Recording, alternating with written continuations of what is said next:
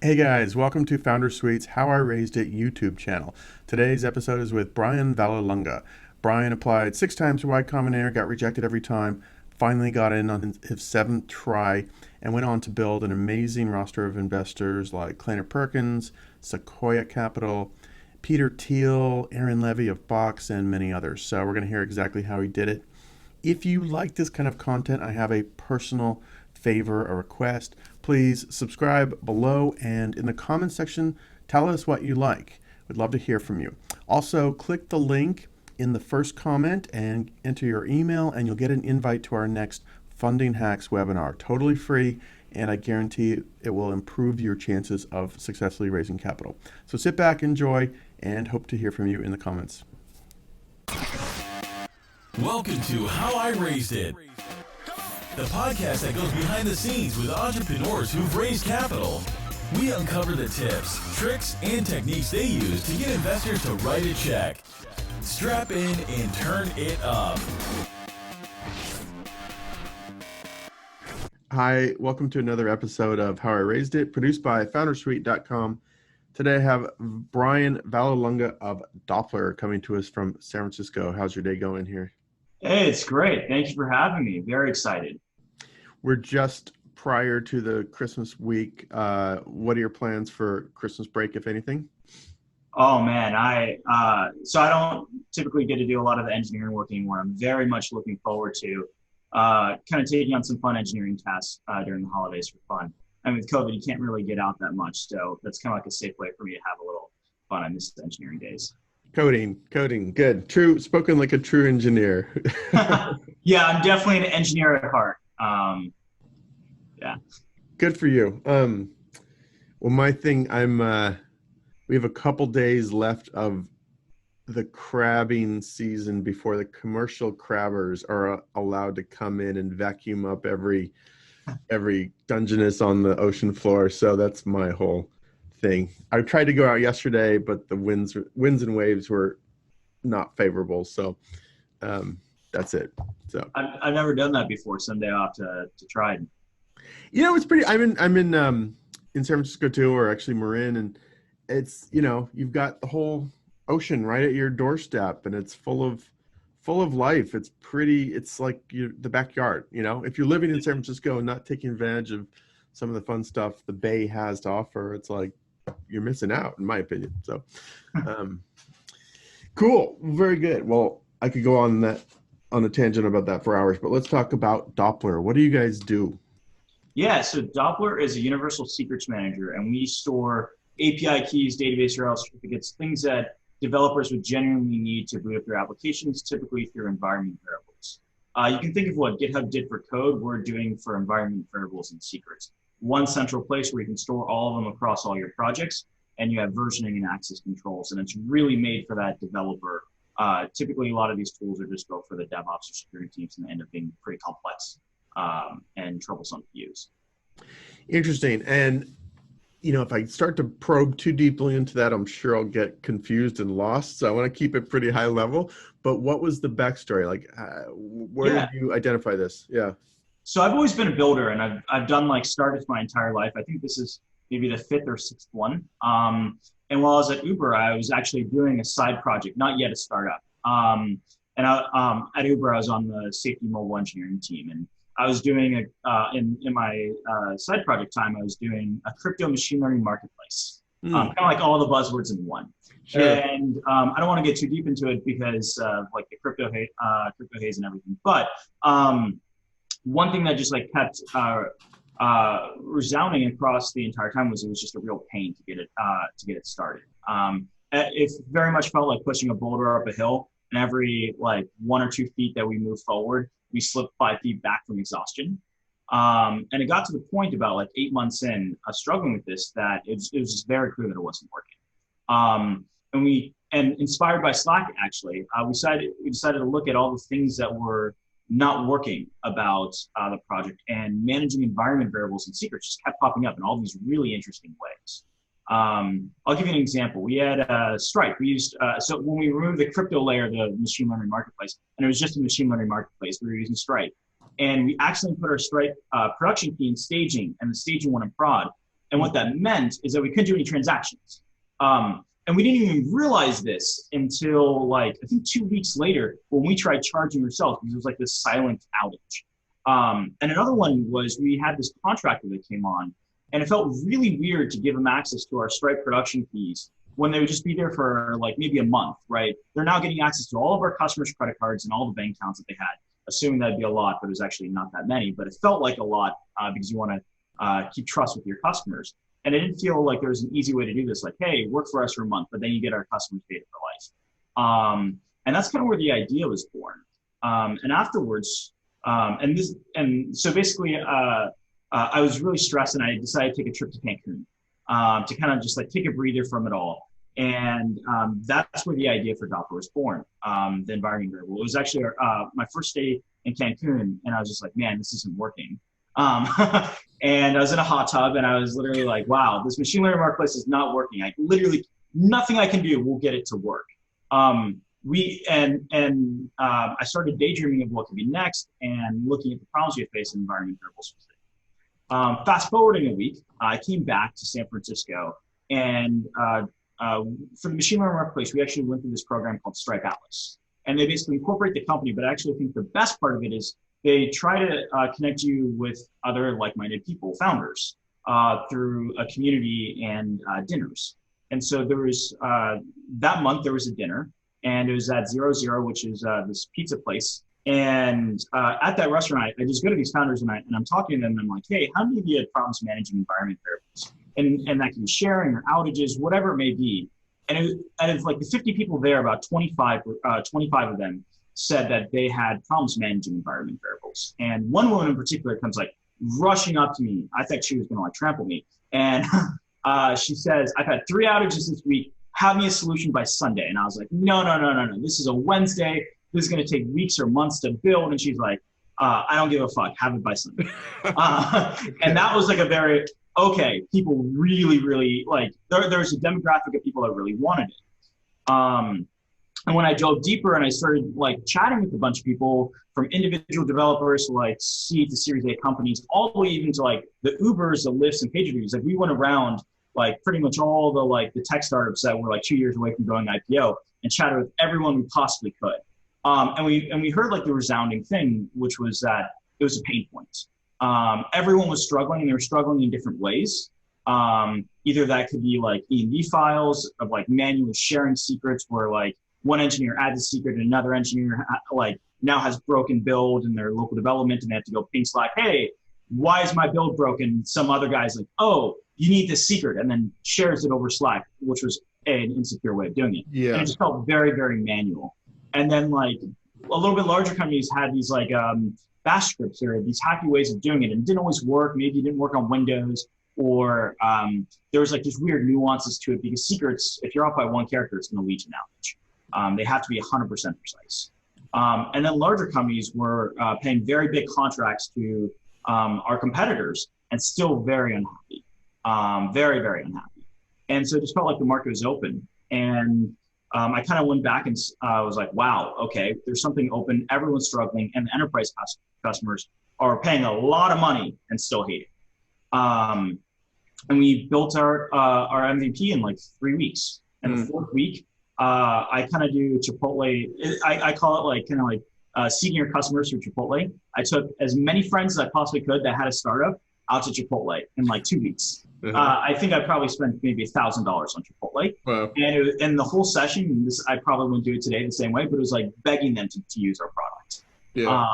Literally hands on knees, I will get you whatever you want on this menu. Let me just rant about Doppler for 30 minutes. And at the end, if you feel safe about this, let's give it a try. And we ended up getting 3 customers that way. And it just very much felt like the market was driving us from then on. Interesting. I like the hot tub in Cancun and the Chipotle growth hacking. I'm a huge Chipotle lover. I did 6 months straight of only eating Chipotle. Wow. Did you lose weight or gain weight during that experiment? Oh, probably gained weight. But now I'm doing the other, which is sweet green. I've really fallen in love with sweet green, and definitely losing weight doing that. Good for you. Yeah. It's funny. I don't go to Chipotle much, although it's good stuff. Very interesting. Cool. And so when did when did the trigger go off? It's time to go raise money for this. It happened very quickly. When we started getting customers, let's say our fourth or fifth week, fourth week we got 3 customers, and then a whole bunch of feature requests immediately came, and we started seeing like issues with implementation. We ended up rebuilding Doppler, I think 4 or 5 times. So it was like we definitely did not like nail it the first time, but the core concept I think we did. And I was at Uber, and I literally did this. I would get to Uber at 10 a.m. I would leave at like 8 p.m. And then from 8 p.m. to 4 a.m., I would work on Doppler. Wow. And so there was very little room for sleep, but also felt like I was making a lot of progress in that time. And so I reached out to our network, or through my network of friends, and eventually started chatting to Kleiner Perkins. And basically my pitch to them was like, hey, I'm doing this with like half of the time that I could give to it. Imagine what I could do if I was full time. And so there were a lot of times where I was at the Uber HQ in like a telephone booth talking with Kleiner Perkins and like waving at my coworkers like, hey, how are you? And then like close the door and be like in a pitch meeting with Kleiner. And we raised a very small pre-seed, and right after that we got into YC. And then it went very quickly from there. I think a week or 2 before demo day, we raised our full seed from Sequoia, and a bunch of other amazing angel investors as well, like Nat Friedman from GitHub, Aaron from Box, and Peter Thiel a little bit later. Yeah, I want to talk about that. Let's talk about, so the small pre-seed from Sequoia or for someone else? From Kleiner. From Kleiner. The pre-seed, yeah.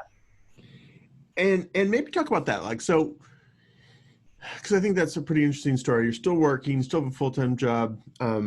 Was it just kind of informal discussions with Kleiner and they say, hey, can you share how much? Like, here's some cash to leave your job so you can, yeah. Yeah, it's very interesting. Well, I think we learned this a little bit later on, but I think they were booting up a new program where it's like specifically designed for this, where it's like give you a little cash to just accelerate you into a seed. And we were just, in a way, the first ones to go. I think we were the first ones. I could be wrong, but if not, we were like in the first 5. And yeah, it was just it was, honestly, we had no idea what we were doing fundraising, like absolutely no idea. So for us, it was just like, there's an investor, they had a really good reputation. People said a lot of amazing things about them.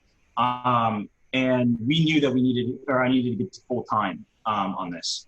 And so it was just a series, I think 3 or 5 conversations. And we barely talked about what we were doing today. I was mainly talking about what the future looked like of the company and where I thought it could go, because I didn't think that anything we really accomplished today would be enough. I mean, they knew I was technical and they knew I could probably build it. That wasn't the question. The question was like the market. Mm-hmm. And so I just focused all my energy on the market and like the future of it. And we got very, very lucky. Now, right afterwards, I think like a week later, we got into YC. So, I mean, yeah. If it didn't end up happening, we still had YC, but we didn't know at the time, like I had previously applied to YC, I think 5 or 7 times. However number of startups I've done, that's how many times I've applied to YC. And got rejected every single time. So there was like no guarantee in my mind. If anything, the guarantee was that I was not going to get it, but it just felt foolish not to apply. Did you have because I mean, obviously if you can put on your application that Kleiner just did a little pre-seed into you, that probably helps. Oh yeah, I came into the interview and I was like, hey, we're funded now. Like and I think YC actually really likes this, where you come in and you tell them like, this is my rocket ship and I would love for you to join it, but it's already going up. Regardless of your investment, we are going to be successful. And that's pretty much how we phrased it to them, was like, hey, we're already funded. We're working on this. Nothing's going to stop us, but I'd really love to have you on the journey and learn from you along the way. Yeah.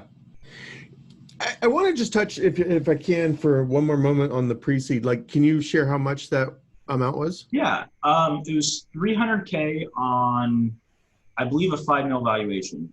On a safe or a note or an equity? Yeah, it was definitely a safe. We only did one price round, which is on our seed. And the reason I'm curious is because there's just the whole pre-seed category is sort of a new thing that didn't really exist a few years ago. So I'm trying to learn about that. Yeah. I think if I did it again, I probably wouldn't do it. Not anything in regards to Kleiner. It's just more of, I think I probably didn't give myself enough credit. Like I have a lot of, as Doppler, we kind of see a lot of companies, right? Because we service companies, and a lot of the customers we see, they kind of had the same roads that we did, or I did, of like worked at some company, had an idea, and then pivoted to going to that full time. And I think they kind of just went directly into a seed, and they realized that the market was hot. And I think they actually had probably a lot more information about how to fundraise an idea. And so for me, $300K felt like a lot. In one of my previous startups, I raised $25,000, and I thought that was a seed round to me. And I made that last 8 months. And so $300K just felt like an ungodly amount of money. And I wish I knew that you could raise $2 million on roughly the same picture of company. But it's just like kind of like hindsight's 2020. Sure. All right, last question on this. Anything, so they like the future, you're talking about the future vision a lot. Anything else that you could kind of tell that Kleiner is looking for at the pre-seed level for other people who maybe are thinking about the same path, you know? I would say one thing we did really, really well, and is we had this like really long-term vision. When I say long-term, I don't mean like 2 years out. I mean like 8 years out. And then we broke it into linear steps of what we could accomplish all the way to today.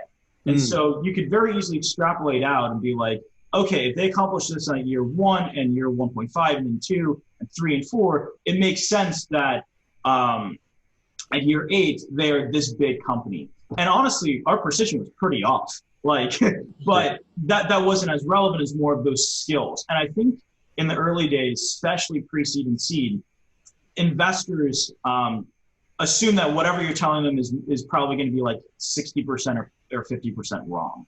But it's more that you have the imagination and creativity and the ability to extrapolate and break it down into achievable tasks. And of course, you're course correct along the way. And those analytical skills will still stay. And I think that's why they made the bet on us. It wasn't anything we had accomplished. I think if I came in and said I had 0 customers, I'm working on this all the time, they probably still wrote the check because of those skills that I was presenting. Imagination, creativity, and what was the other part? Kind of breaking down like having a long-term vision, which goes into the creativity piece, but then also making it something that's achievable. Like if you go and you say, hey, today I want to build a Facebook, that's a really like daunting task. Sure. But if you can come and say, hey, over 8 years, I'm going to do these things, which will allow me to give you market share over Facebook, and they're believable, that's a whole different game. Sure. Interesting. Cool. Let's go ahead a little bit to YC days. So what was the most valuable part of YC? Any notable takeaways or just, you know? Yeah, I think there were like 2 parts. The first was we had amazing partners. So we had Solomon Hikes, who created Docker. It was hyper relevant for like a developer tools company. We had Dalton Cadwell, who is also just honestly my favorite partner of YC. He gives such straightforward, great advice. And like, there have been so many times where he's given advice and I almost like didn't agree with it. Didn't tell him that, but I just didn't agree with it. And then literally a day later, his advice hit me. Like, and it was like, wow, like he was totally spot on. And now I just kind of just implicitly trust him. And then from the others, and so those 2 partners in particular were really amazing for us. Solomon gave us a lot of technical advice and also just shared the story of Docker in a way that you can't really in the public, which gave us some insight of like how a developer tools company actually grows.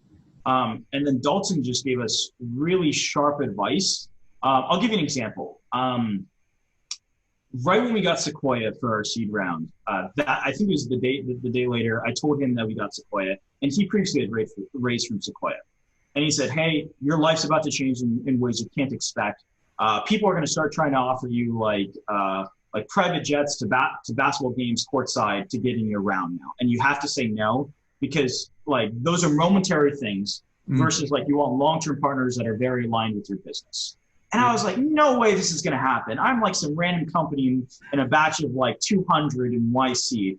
And we were lucky we got Sequoia. That's amazing. But like, no way this is going to happen. I swear to God, like 3 days later, I was at a barbecue and I'm not going to say who, but someone offered that exact thing. And I was just like, whoa. And if Dalton didn't say that to me, I probably would have taken his money. That's funny. What was Dalton's background? Did he also have a DevOps company or something? No. He ran a music social company. Oh, okay.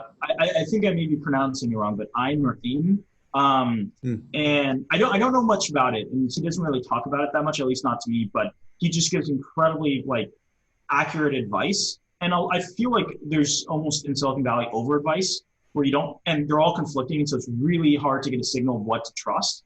Sure. And a lot of times, one decision can change your life, especially in the games the game of startups. And I've always kind of just taken him to like at his word, and what he says. Like I kind of now know that even if I'm not seeing what he's seeing, eventually I will. Interesting. And that's really powerful. And there's not many people that I trust at that level. These two guys are, you mentioned they're partners. Were they sort of your assigned mentors or something? How's that work? Yeah. So at YC, you get broken up into groups because just the number of startups and founders. I mean, if you have 200 startups, I think there was like 430 founders. It's just too many for like one big group advice session where you can really get tailored advice for your experience in your startup. And so we got Solomon, Adora, and Dalton. And really Dalton and Solomon helped us a lot. And Adora was great too, but really Dalton and Solomon helped us. Yeah, good. Cool. So good advice. Any other just notable, like, if you reflect back, like what did the biggest takeaways or lessons learned or anything I think there are a lot of lessons in YC, and I don't want to spoil all of them because I think that's what makes YC special. But I will talk about one. And so Kevin is a partner at YC, and he's really into design. And one thing that really stuck with me was there's a story about mop buckets, and I'm not going to spoil it all for you, but if you get into YC, really, really look forward to the story because it will blow your mind. And one thing about it was just like design matters. And it's not just design, but the user experience part. And I think one big thing about developer tools is typically in the early days, they're like hideously designed because there's just so much utility that you have to build that design it. And you're typically not a designer. So like, that's the last thing you build. And we kind of took the opposite approach. We focused a lot on design in the early days. We wanted someone to go and look, wow, this is really well crafted. And because of that, I can trust they've done X other things really to a high degree. And that helped us a lot. We've gotten a lot of compliments on our user experience because of it. And so I think you'll get really good experience or good feedback, from the YC community. And then last and probably most important across everything else was community. Community, I think, is like this big word that everyone says in YC, but it really does mean something. Before that, all my friends were like Uber employees, and we kind of like were all bonded by that Uber experience. And I was there. Everyone was saying Uber was evil, and I think they're still saying it to this day. It felt like less volume, but it was like it felt like a war that we were fighting. And when I joined YC, the people at Uber didn't really understand the experience I was going through, and they couldn't relate. And my parents couldn't relate, and my high school friend and college friends couldn't relate. And then all of a sudden, I had like 400 new friends, and all of them exactly got what I was going through. And with startups, there's the highs are really highs and the lows are really lows. And it was my friend base literally pivoted overnight. Like I'm still friends with people at Uber, but like my go-to friends, the people I talk to every single day, they are all founders now. And there were so many experiences we had. I mean, the TV show Silicon Valley, like a lot of those things actually happened to us. And I can't talk about all of them, but it's like we were all bonded by that. And I'd say, like, if you were going to consider YC or any other program, I would really do it for the community more than the advice or anything else. Even like nowadays, there's so much liquidity in the market, you could raise a seed even without YC, but you won't be able to get that level of community. Interesting. Good. Well, and I would assume a lot of those 200 are all customers or potential customers for what you're doing too. Yeah. Right? So that helps. I wouldn't say all of them, like the biomedical ones, probably not, but and there was literally a jetpack company and that made literal jetpacks. So they weren't, but a fair amount of them were. And yes, it did set up a pipeline for growth in the future where every batch can use Doppler, but that wasn't the main benefits. Doppler is going to grow regardless of that. Yeah. All right, let's keep going on the fundraising. So then how did you get plugged in with Sequoia? Were they just sniffing around the companies before demo day or what? So I don't know exactly how it happened, but I have my suspicions. We had a very, I would say, untraditional raise compared to, I would just say most people in the batch were just in general, where we just got flooded. And like, I think it was like our third week, all of a sudden, out of nowhere, we had like 50 emails or maybe 20, and then 20 turned into 50 down the line. It was overwhelming. the amount of inbound we had. And I cannot tell you how to get that. Yeah. I can tell you that there's certain things there that, like, if you're like a high margin business in pure software, you're probably going to get more inbounds, right? But I couldn't control what appetite investors had. But I can tell you the tactics we used along the way that really helped us. Yep. And so Sequoia was one of those. And now Sequoia has a very involved process when they fundraise. So they're not going to be your fastest check. If anything, they're probably going to be your slowest check, but it's definitely worth waiting for them. And I don't think we've really shared this with a lot of people, so I'm happy to share it with you guys. We had a lot of inbound, and we started getting commitments pretty quickly. And I think one of the main reasons why we got commitments very quickly is, again, we were talking about the long-term vision. We were like, hey, we're doing this now, but this is really how it gets big. And like, I feel like a lot of founders will be like, oh, the market's like 10 billion. And that was just like some random number they picked. And for us, it's like, we're gunning for like $100 billion market. And that means we're gonna have to grow the market. And we explained how we would do that. And so we got a lot of genuine interest. But the thing, like, you're kind of trained like throughout your entire life that if someone like gives you something, you want to take it because it gives you satisfaction for taking it. And so you have this like immediate knee-jerk reaction to say, yes, I'll take your money, right? Sure. And especially for a lot of first-time founders, you'll experience this. You'll feel like this money is a gift when really it's not. It's an investment. I think there's a very important distinction there. Like they're putting in capital in exchange, they're getting equity, which at the time would probably feel meaningless to you, but it really does have a lot of value. That's the most valuable asset the company has is its equity. So it is a real exchange. And we didn't know what to do because we started getting all these commitments, and we didn't want to say yes yet because once we started saying yes, we couldn't take Sequoia because Sequoia is and just the bigger firms in general, like a Greylock, which also we raised from, they all want to do the entire round. Yeah. So if you start taking small checks, you're very quickly cut out of the big ones. And we didn't know what to do. And so we kind of just like, we found a creative solution to it. We engineered our way out of it. And the way we did that is we said, hey, we did two things, which were genuine. One is we told them we're not looking for capital because we actually had a lot of money in the bank from our pre-seed, which kind of plus YC's money, it positioned us well. I think we had close to like 400K in the bank, which for two people felt like a lot. So we're like, we're not looking for capital, but we are looking for the right partner. And to us, the right partner means that A, you really get our product. B, you have a portfolio that we can tap into and start selling to. Yeah. And C, your network with other investors that we would like to have on our journey with us. And so we had two asks for every investor that committed to us. We said, thank you for the commitment, but before we can make a decision, we need two things from you. Can you intro us to 3 customers that are in your portfolio? And we actually stole that from, I think it was Google and Ron Conway, where like Google gave Ron Conway a task to convince the Google founders to take Ron Conway. I believe that's the story. It could be swapping companies, but that was a general thing. And so we did that. And then the other thing we asked is, hey, can you intro us to 3 investors that you've invested with in the past that you deeply respect? Mm-hmm. Now, what that ended up doing is we got some customers, and that gave the investors more conviction. But also for the raise, now those 3 investors turned into to like 9 investors, and those 9, and like you can extrapolate out, and our $2.3 million round turned into like a $7 million in commitments. Because like we just kept running the tactic again and again, and we had this like, huge pool of investors, and it was a great stalling tactic, honestly, because it gave us so much leverage. And we held all those commitments, and then when we got Sequoia, and Sequoia was very interesting for us because we had that same day that so with Sequoia that you go through like a bunch of partner meetings, so you do like a one-on-one, and then you do a one-on-one with a different partner, and then you do like a group partner session, or maybe one more one-on-one and then a group partner session. Yeah. And then they do a whole ton of due diligence. Like they wouldn't talk to my Facebook friends out of nowhere. Like, I mean, wow, like, really? You just don't know what's going to happen. It's Sequoia. It's like the best in the world.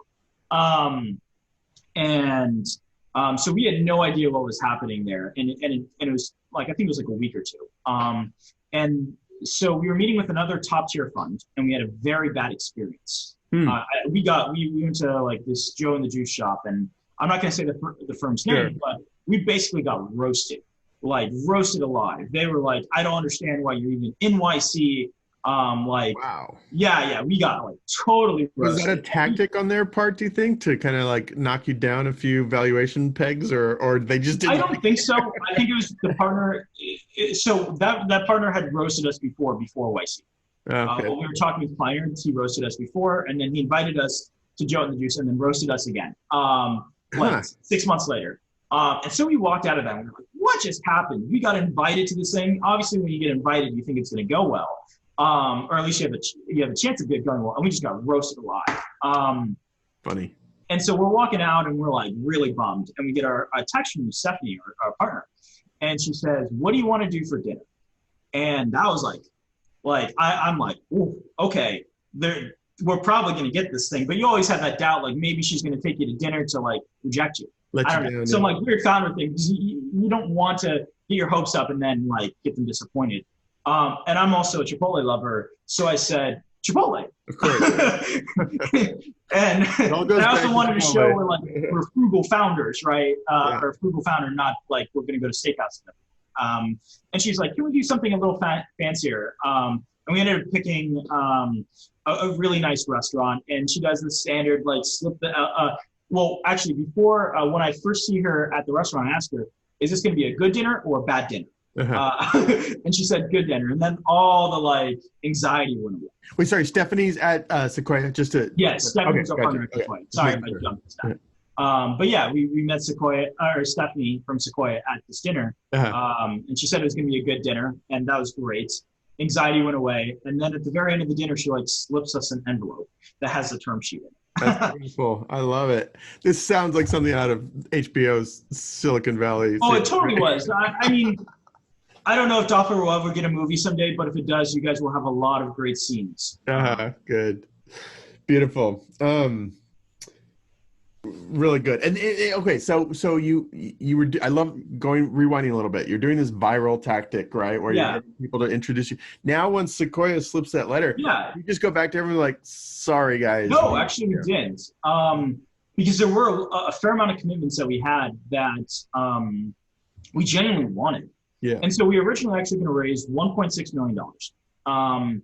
And we go back to Sequoia, and Sequoia wanted to do the full 1.6. Yeah. And this is actually a tactic I believe to be true, and I think other people will tell you otherwise, but this has been my experience so far. And that is valuations, at least in the early stages, probably like seed and below, are all BS. And it's all just like some number to get to a certain dilution target, which is the thing that matters, is the dilution target. And so we have planned out every single raise all the way to IPO and exactly how much dilution the company is going to take.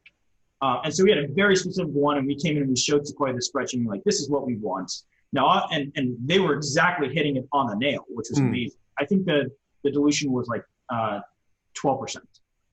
for a seed, which is quite low. But I was also like, hey, we have these amazing angel investors and firms that also want to come in, and I think they could drive a lot of value. And so her solution was simple: just bump the valuation. And so we just bumped the valuation in the amount we raised to like 2.3, and we cherry picked the very best. And all of them drove some certain level of value. So I think a lot of times I kind of try to help founders because like a lot of founders helped me. And one common trend that I see is they're looking for the money instead of the partner. And the thing is, the money will almost always be a constant if you have like a good company. Like, you're going to raise the amount that you want to raise. It's the partners that will be on that journey for the 7, 8, 10 years that really matter. And so what we did was we built a matrix, and we literally placed everyone in this matrix, and we were like, okay, Sequoia can help in this way, and Aaron Levie from Brox can help in this way. He can help us understand enterprise sales. Jeff Queisser from Box can help us learn how to build out an impressive engineering team. Peter Thiel, which we eventually got a couple months later, will just be a great voice or credibility for Doppler. And we just kind of went down this list, and we started placing people in like, where do they add value? Because again, going back to what I said before, is like, we were looking for the right partner, not just money. Or money was actually probably a consequence of having a good partner in our words. And so we just placed everyone in this matrix, and once it felt like the matrix was like, this would actually position us well. Then we went and accepted the commitments for very specific people. And the ones that we did, we were like, hey, this is where we stand. We actually were very transparent, and we shared this is why we made these decisions. We also think that you could be helpful in the next round, and we tried to keep a really good relationship with them going forward. And actually, a couple of them we suspect will invest in our future rounds. It is an amazing list. I was looking at it on PitchBooks. I think it's all publicly available, but like, Jeremy Stoppelman, the Yelp founder, Kevin Hartz, Eventbrite, right? And he's done a few things. Pretty amazing list. So I was going to ask how you got all these guys together. You just explained that with this value matrix. Any anecdotes from pitching like Peter Thiel, who's sort of on another plane altogether? Yeah. Probably what I'll say is probably not what everyone wants to hear, but I'll say it anyways. He is like next level and then also normal at the same time. Okay, interesting. So when we met him, so we kind of like took the train, or I took the train down to Palo Alto. Peter Thiel has like a series of houses, and these houses are like just there for meetings. Like that's the only thing the house does is like, I guess to me, founders or other people. And so we show up to this house. There's like a chef cooking food for us. There's like a maid cleaning in the background, and Peter Thiel was nowhere to be seen. And I'm just sitting there, and like there's like this doorman. He's like, "Here, sit here." There's like food already there, ready for me. And Peter Thiel just like walks in. I think he wasn't in like a regular. I think he was almost in pajamas or something close to that. Like it was very much. And it was like a driver came in, and he's like, "Hey, sorry, I just came from my other home, and I'm flying out to LA like right after this." And that was the crazy part of like Peter, where it's just like, whoa, you live on a next level. You have a house dedicated for meetings with like chefs and maids and stuff. But outside of that, he was surprisingly very normal. The conversations were, they were great, and we like dove super deep into certain areas. But it wasn't like this mind-bending experience. And honestly, I don't expect it to, because I feel like a lot of times when you talk to or when you hear about an Elon Musk or Peter Thiel, they're like the stories of stories of stories. Eventually, he's like the giant who conquered everyone. You know what I mean? When reality is one dude doing his thing. And so you kind of realize that being a founder is when you meet with all these great people, it's just they're just people, right? And they've had their experiences, and those experiences keep getting retold. And I did have an amazing conversation with him, but it wasn't like this guy like shining and everything where like everyone's expecting something crazy. He didn't levitate into the room and No, but I've never seen someone come in with pajamas with like a limo taking them from one home to another. Or equivalent to a limo. It was like some black shiny car that I saw from the corner of my eye. Awesome. Very cool. I won't keep you too much longer, but you built this value matrix. Who can bring what value? And then you kind of executed on that, got your dream team in. How are you now tapping and leveraging and extracting that value? Do you have systems for that, or is it ad hoc? Mm-hmm. Well, going back to the matrix, every investor falls in the churn category. So Sequoia has been incredibly helpful with a couple of things. One is like, actually a note to founders, when you are creating your company, read a book called Play Bigger. You must read this book. Play Bigger. It's all about category creation. I think most people watching this will be like, what is a category? If you don't, one of the lines that really changed it for me in this book was like, if you don't even know what category you're in, you're playing in someone else's sandbox, and they're setting all the rules. You want to be the one setting the rules, and also like the category king, the majority safe market share holder of a category, like it's 90 or 95% of profits, right? And sets all the rules. So you kind of want to be them, like Apple with the App Store. They're the category king, or like Facebook with social. And so we like with Sequoia, they've given us a lot of advice along the way. And I'll actually give you a clear example of this. After reading this book, I was like, we need to bring on a category consultant. We need to develop this category because clearly we don't have one. And very passionate about that. And we were looking at like a $50,000 or $60,000 bill for like a 3-month engagement with the category expert. And I go to Sequoia in one of our monthly meetings, and I'm telling this, and they're like, okay. Yes, you need a category, but hold off for a second. I think you're a little too early to engage a consultant, but talk with James. And James is, I like to call him the chief storyteller at Sequoia. This guy was like involved in like a bunch of movie productions like Shrek. And he is like, if you ever get a chance to talk with him, it's an absolute pleasure. He's like the best storyteller I've probably ever seen in my life. Like just having a normal conversation about like breakfast will feel like an engaging story of like you conquered the world with him. Awesome. And so they booked a meeting with me and James, and within the first 10 minutes we had a category. And it was very simple. I mean, he just hit it on the head. And this is a guy that's not technical, doesn't know anything about secrets management, and he developed our category in 10 minutes. And we went from managing environment variables to a universal secrets manager. And that's like a really powerful thing. When developers hear that, it really resonates. So it's just like one example where like Sequoia was like super value add. They also like do a lot of stuff in helping you like build out hiring. Like they have their own hiring team, like dedicated recruiters, and they'll help you develop your pipeline, which is like recruiting is really hard. This is actually a misnomer. I thought when I was like a founder in like high school and college, if I just had the money, I could hire the people. And it was just like this kind of thing where like money always felt like the problem. And I can tell you right now that if you have a company, money is your smallest problem. Everything else is ginormous. Hiring is really hard. Finding product market fit's hard. Learning how to build a brand is hard. Like that is the hard stuff. And they kind of help you with that, like non-obvious hard stuff. Then we have other investors like Jeff, and I have a meeting with him every 2 weeks, and we go over the two hardest problems that the company has from an engineering perspective. Because he's like an engineer at heart, just like me.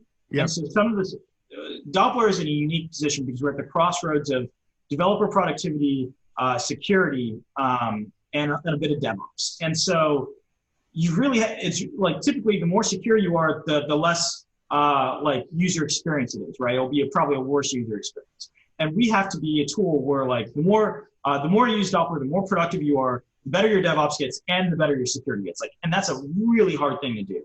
We kind of like put a lot of effort into abstracting to make it seem simple and like, oh, this is just a simple tool to use. But there's actually a lot of stuff that goes on in the background. And he helps us solve those technical problems. And then like Kevin Hartz, he's like really been great from like a culture and engineering perspective, or sorry, culture and team building perspective. Where like I have conversations with him about like, okay, what should this culture look like? And Eventbrite had a very interesting culture that you could probably read about. And so like, and there was a lot of things he learned along the way of like, maybe you don't want to index too much on being nice. Or what? On being nice. Because everyone's like too nice, then they don't really share feedback. So like one thing we actually, right after chatting with him that I said in the company is like, it does not matter who has the right idea, it's that the company gets the right idea. And you should advocate for the idea, but not fighting for yourself, but fighting for the idea as a core, right? And then we also layered on top, disagree and commit. At the end of each meeting, there's a stakeholder who owns this decision. And regardless if everyone disagrees, the stakeholder has the final call. But his promise back to the rest of the team is if it's not working, we will revisit this and regroup and what do they call it? It's like a missile is like trying to find its target. It's wow. Recalibrate? I don't know. Yeah, recalibrator. There's a very specific word I'm missing, and it's going to bother me. And I'll right after this, I'll remember what the. It's okay. We can edit it in. So yeah. Yeah. But I think you get where I'm going. Yeah. Interesting. Very good. Cool. All right. Well, this is really fun. Amy, this is a question I ask everyone. If you could go back again, do it all over. I'd say you've came out with a pretty much like optimal scenario, but is there anything you would do differently, or other tips or advice we haven't touched on that you would share with your younger self? Yeah, I think there had been two things. One, probably would not have raised a pre-seed. I would have thought deeply, because like in the early days of Doppler, we went through a couple people, and I would have thought really deeply about like, okay, general thing of like, I've watched a lot of TV shows and I really like TV shows. I'm a TV show addict. And one show I really like is like Suits. And in there, they kind of have this thing of like, hire someone for the potential that they have, and then that person will grow into that potential, right? Like Mike. That's not reality. Yeah. And at least in a startup. In a startup, you need to hire people that are much, much smarter than you, much, much more experienced than you. And you are always going to be the dumbest person in the room as CEO or as founder, because your job is to hire smarter people. Yeah. And in the early days, I took the opposite approach. I was like, I pulled in people that I thought had potential that could grow into it. And the reality is I had no idea how to solve like a marketing problem. They had no idea either. And we were both struggling together. Yeah. Now, and so like what we do now is we will almost overpay for like a really good person because they're going to be far, far more smarter than us in this. And they'll just add a ton of value and grow the knowledge of the team. And so that was one really big learning lesson that I had. The other is like fire fast, even if it's a friend. You just like, it's like at the end, and you think about it, like a lot of times as a founder, you're like, oh, I don't want to fire this person. It's going to be a bad experience. But most of the time, these people know that they're not doing a good job. And like and nobody likes knowing that they're not doing a good job, right? Like everyone wants to feel like they're succeeding.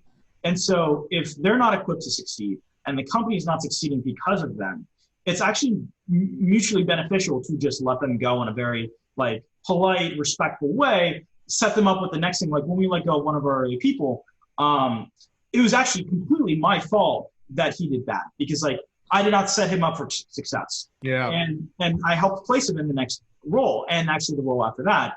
And I think someday he will actually join Doppler again because he's a fantastic person.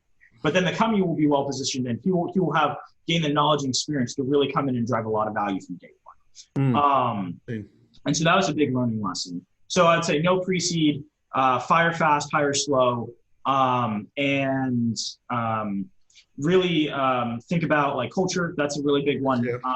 YC talks about this a lot, and I think it's 100% right. When you start bringing on your first early people, they're essentially the concrete that you're standing on as a company. And so everyone needs to be culturally aligned or else it's going to create a whole bunch of headaches in the future. Yeah.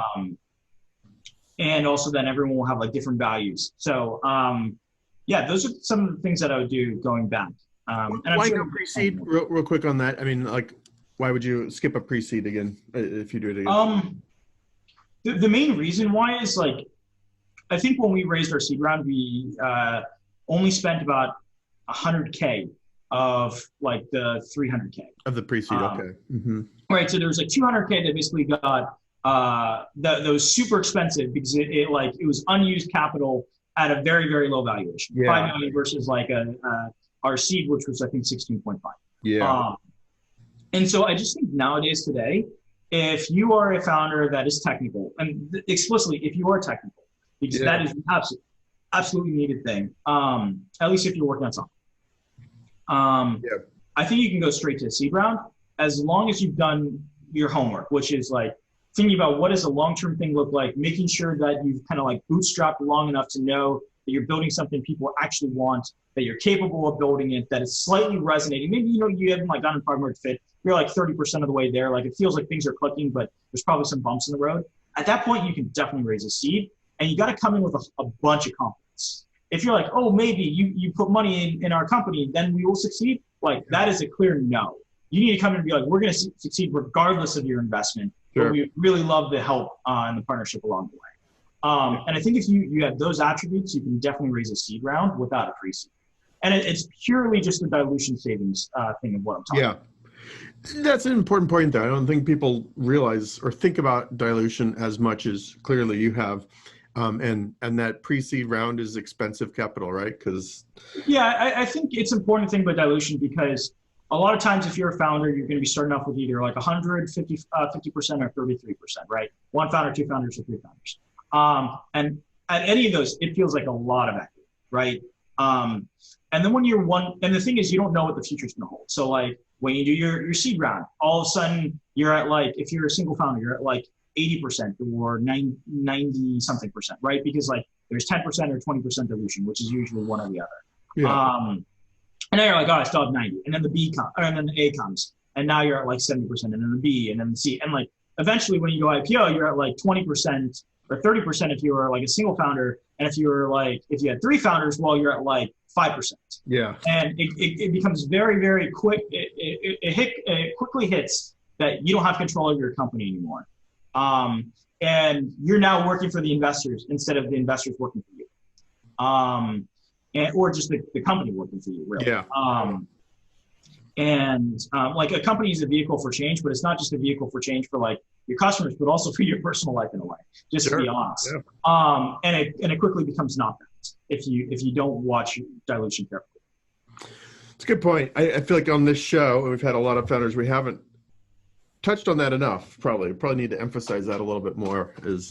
Yeah, it will definitely be a hindsight 2020. I've talked to a fair amount of founders. I won't say their names out of respect, but that didn't track for or didn't really like focus on dilution. And you will hear a lot of things like, oh, it's greedy to think about dilution, or ignore that stuff. You should know, because at the end of the day, this is why you're working so hard. This is why you're going to give up a relationship. This is why you're going to not see your friends. This is why you're going to keep pushing through when it feels like the world is falling apart in 2020, right? Like, this is the reason. So like, you really need to make sure you stay incentivized and you keep control of your company. Yep. And all of them regret it. All of them, that they didn't actively track and optimize for dilution. And I'm not saying, hey, like, you come in, you're like 10% and that's it, and like you're basically like a bully to the investors. That's not what I'm saying. I'm just saying you gotta plan it out, and you gotta think deliberately, and you gotta realize that when you make a decision and it's like a 20% for a seed round, that will have real impact 6 years from now or 5 years from now. Absolutely. Good. Brian, I think that's a good note. Control your destiny, control your dilution. If people want to learn more, it's simply Doppler.com, correct? Yep, Doppler.com. My one ask for anyone watching the show or podcast is that if you ever had problems managing environment variables, secrets, or anything security, or have problems with developer productivity, just try out Doppler. I feel like a lot of developer tools say this, where it's like developers love this because that's like the slogan, right? We actually mean it. And test out the product, and I think you'll see for yourself. And we're always here. I'm Brian at Doppler.com. I love giving advice. I love paying it forward, because so many people help me along this journey. And if I can be a resource in any way, please reach out. That's awesome. Appreciate that shout out. Just out of curiosity, what was Doppler.com before I'm assuming you purchased it. What was it before? So before, it was owned by, funny story, a man in Texas who had the domain up for sale, and he was using a Chinese broker. And we negotiated for 3 months in Chinese to convince him to give us a domain that was originally costing $700,000 for like $100,000. Whoa. Yeah. And then before that, we actually had Doppler.market, because we're a marketplace. Okay, sure. Marketplace. And so that was actually Aaron Levie from Box. He came in and he said, so we met him at a Kleiner Perkins dinner or function, and we were trying to pitch him to invest in Doppler and really just join the journey. And he goes, hey, if you get the .com, because .market is silly, no one's going to respect that, I will invest. And so then we negotiated for 3 months, and I see him like right after we get it at another function. We tell him, and he invests. That's funny. Well, because Box used to be Box.net. Yeah, so I think he personally had experienced exactly what I was talking about. And I'm so glad. Literally the day that we went from .market to .com, I think our organic traffic like quadrupled or something. Oh, maybe even more. It was like it was a pretty big jump. Funny, interesting, cool, man. This is great. I appreciate it so much. Well, good luck. Happy holidays to you, and we look forward to hearing what the next tranche is. Maybe we'll have you after the next round, whatever that may be. So yeah, I appreciate it. It'd be amazing, and thank you so much for hosting. Thanks, Brian. Over and out. Bye.